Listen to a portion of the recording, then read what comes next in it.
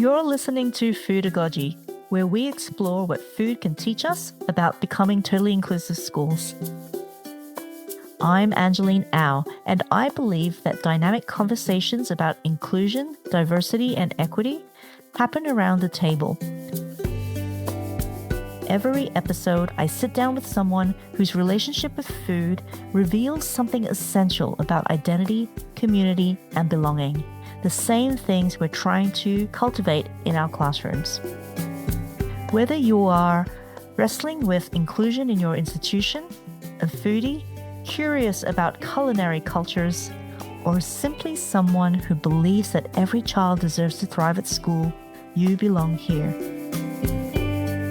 Thank you for tuning into these food-related conversations that nourish both heart and pedagogical practice. Let us steep in the wisdom of this episode. I'm thrilled to welcome Kevin Wilson, known as the CEO of Chai, a storyteller and educator who shares the art of chai making as a tool for connection and cultural reflection. Through his engaging TikTok videos and his book, The Way of Chai, Kevin explores how chai fosters mindfulness, empathy, and belonging. And so belonging is something that we're all striving for in our international schools today. And so tell us about you, Kevin, because I also know that you were born in Sri Lanka, lived in Oman, Lebanon, California, and now in Michigan. And like many international school students who identify as third culture kids or transcultural identities that we have. And so I'd love to hear more about you. Share with us perhaps your earliest food memories.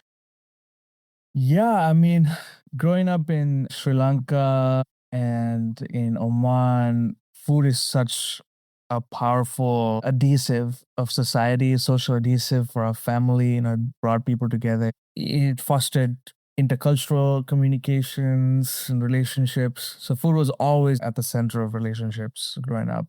So my earliest food memories, I would say, is my dad making tea for us every morning before going to school. So we had to wake up 5:30, something like that. And my earliest memories of my father was, him going to the kitchen, making a cup of, in Tamil, my native language, we call it tetani. So it's essentially milk tea, but sometimes tetani can also be just plain black tea. But for us, it was always like a milk with black tea, with some sugar, a little bit of ginger sometimes. And he would make it for both of us, my sister and myself. And yeah, we'll have a small cup before we head out to school. My parents, they were both nurses, and they had such a busy schedule, but they always made it a point to have food for us on the table before we went to school. And I also have fond memories of us, sharing a meal together during lunch. And also, as a Seventh-day Adventist Christian, we observe the Sabbath from Friday night to Saturday night, much like our Jewish brothers and sisters and siblings. So during the Saturdays that my parents don't work, I also remember us getting together as a family and having a meal together. But then outside of the family, we also had, what in our religious circles, we had potlucks. So during church, we get people they'll make a meal, make a food item in their home. They'll bring it to share with the rest of the church family. So that happens quite often too. So I have fond memories of church potlucks in Sri Lanka and in the Middle East, in Oman. That sounds like a rich tapestry of many different spaces where when we talk about our food memories, it's often where we feel a sense of belonging to and connection with others, whether it's within our immediate family or chosen family, as you were mentioning in your church community as well. And from what I understand of you, chai has been a powerful storytelling tool in your work. And you immediately shared, how your earliest food memory was of your father making tea. And so as you were sharing that, I kept thinking that how you emphasize chai as a ritual of mindfulness and belonging, and that food tradition, such as the act of making chai that you share with everyone. Tell us more about how you are creating that space through that ritual act of making chai to foster deep connections. Yeah, so I suppose because food and drink is such a crucial role in our society, in South Asian society, I don't think a lot of people in our communities, and including myself, we didn't go into this thinking, oh yeah, we need to do this in order to build community. It was just assumed. It was just a muscle memory at that point. But I think as an outsider looking in, me being in the States right now in the United States, I kind of have an outsider perspective to the South Asian culture, where like I'm getting to see who I am and a cultural standpoint from the perspective of another. And now I'm getting to explain these experiences. And in the process of doing that, I've realized that, yeah, food and especially chai forces the individuals who have it to kind of be in the moment, to be present in the moment. In the United States, there's a massive coffee culture. And the function of coffee, at least here in the country, is more fuel, more energy to kind of get through the day. You go to get the Starbucks, you get the Dunkin' Donuts or whatever. It's just instant. Let's get it. Let's get a caffeine boost. Let's just get on with our day. Whereas when you're talking about chai, tea in general, but chai specifically, you're not really talking about it as kind of a beverage to fuel capitalistic endeavors. Yeah, when you're talking about chai, you're talking about connection. At least that's what's implied. So this is kind of more anecdotal, but some of my friends told me that some of the big high-profile officials in India, before they have any political conversations, any negotiations, they would have a cup of chai with the person. So whether it's a diplomat, an ambassador from a different country, would have chai. And some of these officials, they know the power of chai, the power of tea so much that they will use this to index the conversation towards a certain direction. So say if they want the other person to agree with them on maybe a policy issue, having chai with them brings them down to their level. So it's like they're both at the same level to have some sort of negotiation.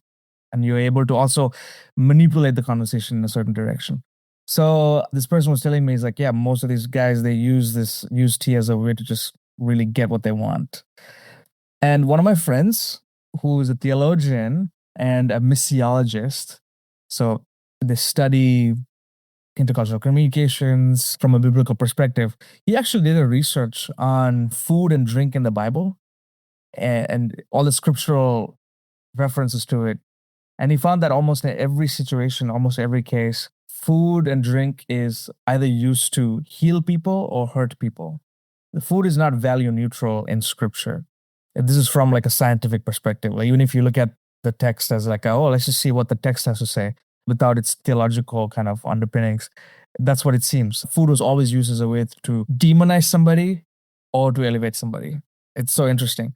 So when it comes to chai too, like, yeah, it's so powerful that it can use to do either. So in my neck of the woods, in my little circles, I use tea kind of, as a way to kind of invite the viewer. I don't call it audience. I never think of the other person as an audience. It's a one person. I like to think I'm always talking to one person. So I'm inviting them into my world and I'm gently asking them permission to be invited into their world. And so tea kind of opens up a portal between us for us to kind of share this moment in time together. And then the process of masala chai also really invites presence, because when you're making a cup of chai, like it's not just about adding mix or an instant mix. I mean, I'm sure there are chai mixes out there. You just put something and then just make it and just go.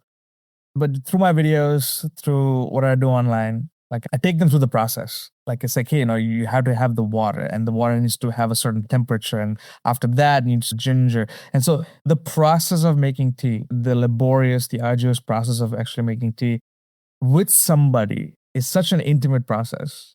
It is such, you're inviting them into the kitchen.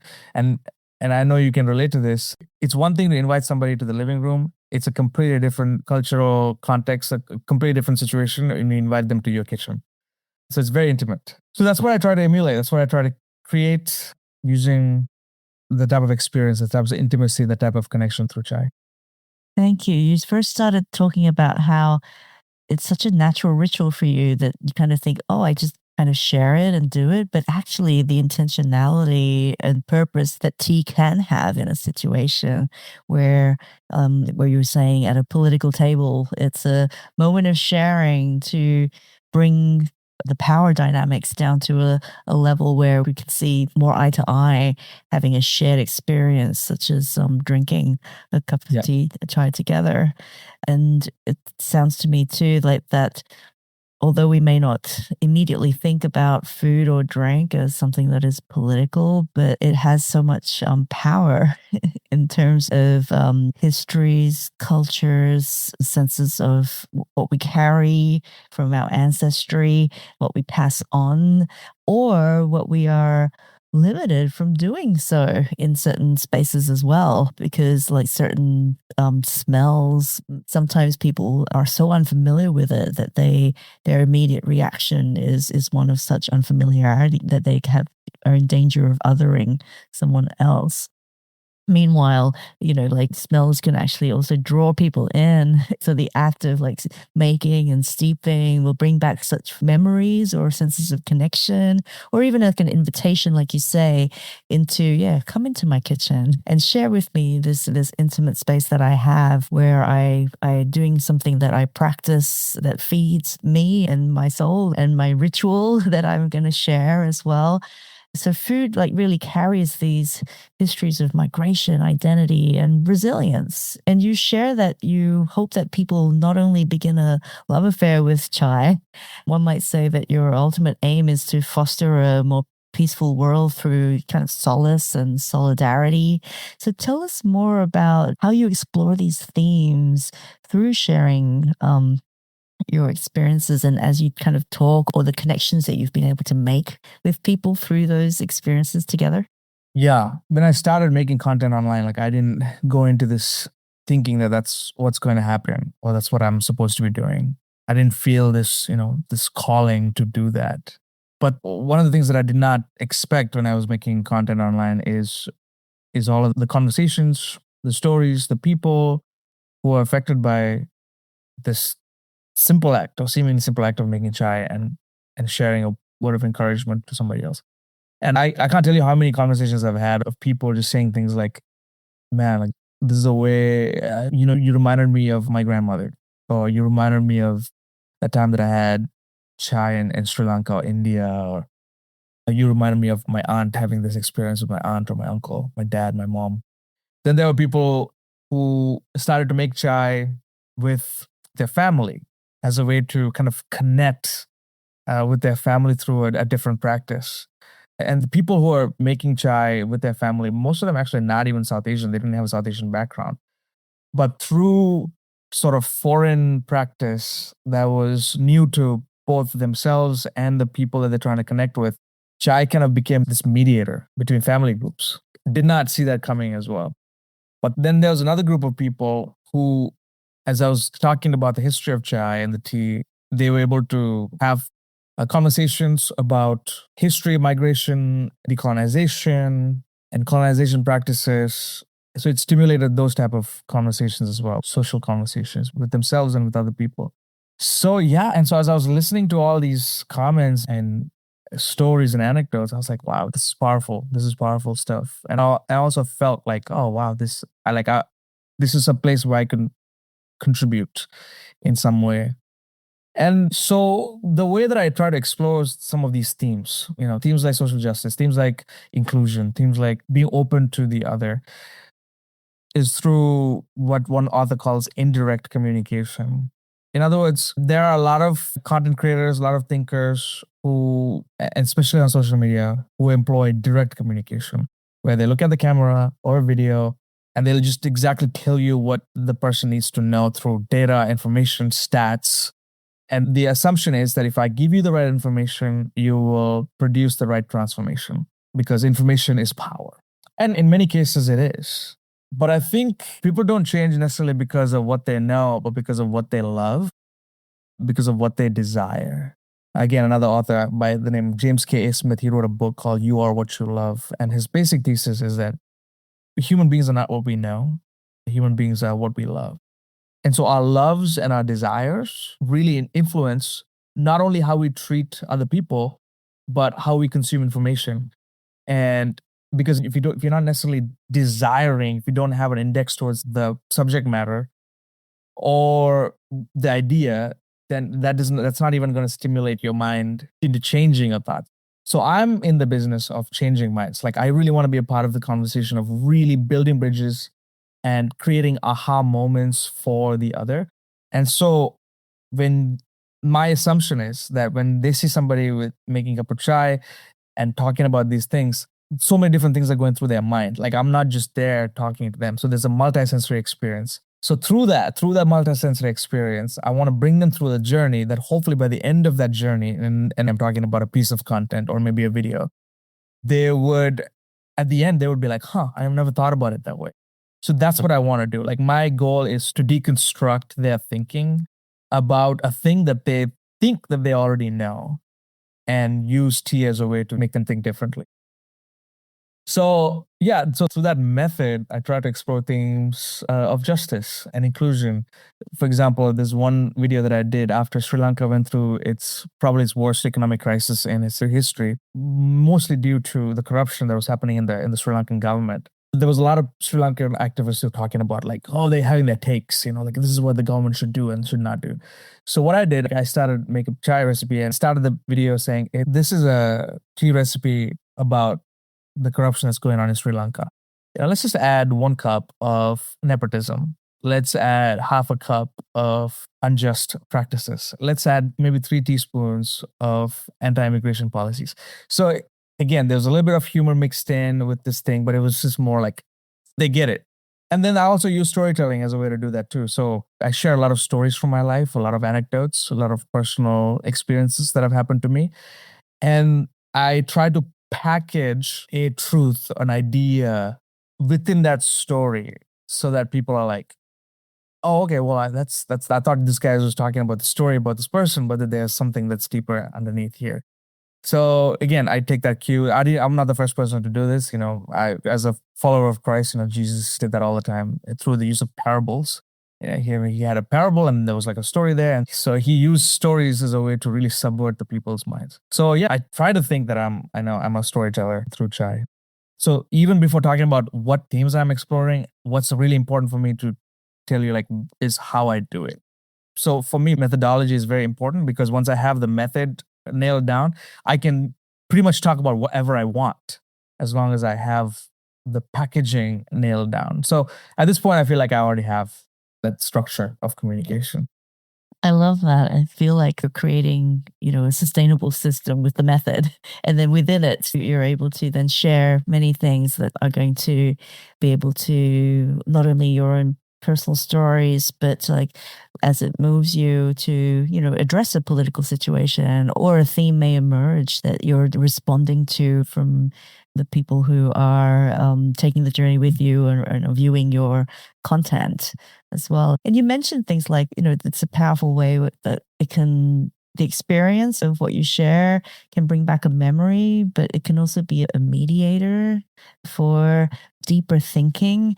And when you shared the text about how people are kind of evolving into what you love, and it sounded like you obviously have a deep love for chai, and so it's kind of like you're hoping people will steep with these ideas in a way, and to have a real kind of slow thinking where you are gently but warmly demanding that people listen and shift the way they think through your storytelling.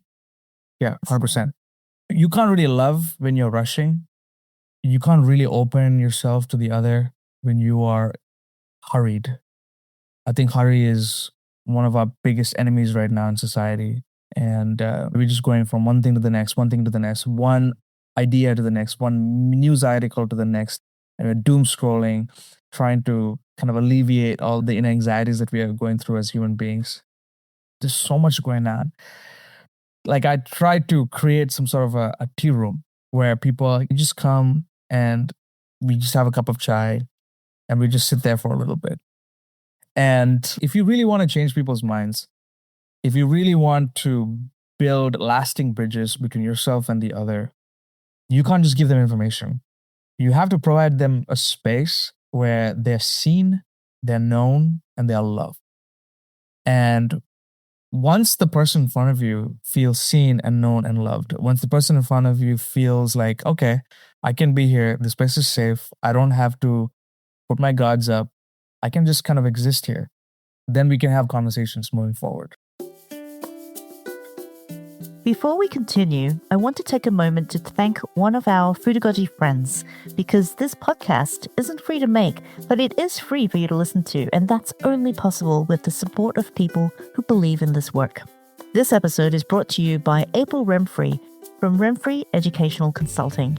April partners with international schools and families around the world to build truly inclusive learning environments. If you are a school leader, teacher, or family who cares deeply about student success services and inclusion, and you don't have endless hours to sift through the latest research and trends, April's newsletter is for you. Twice a month, the REC newsletter lands in your inbox with research-informed insights, practical strategies, and thoughtful reflections, all curated so you can stay informed, inspired, and equipped without adding one more thing to your buffet of to-dos. Just like Kevin was saying, belonging is something we're all striving for. April and her team are doing that same quiet, intentional work, widening the path for more learners in international schools every day. Subscribe using the QR code or link in the session notes below. You won't regret it. So I obviously have takes. I have my own views and perspectives on different things. But as much as possible, I try to create a vibe through communication. You want to kind of create a world in which people can live in. And the world that I'm trying to create here is a world where they're seen and known and loved, regardless of what they believe. Obviously, there's limits. When the beliefs lead to violence and dehumanization, that's a whole different conversation. But even then, I want to give them the benefit of the doubt. And so through tea, when I'm serving somebody, again, I'm serving them. So okay, I'm in your neck of the woods. I'm here, I'm vulnerable. So let's have a conversation here. Let me listen to you. And then hopefully you can entertain the things that I'm saying right now.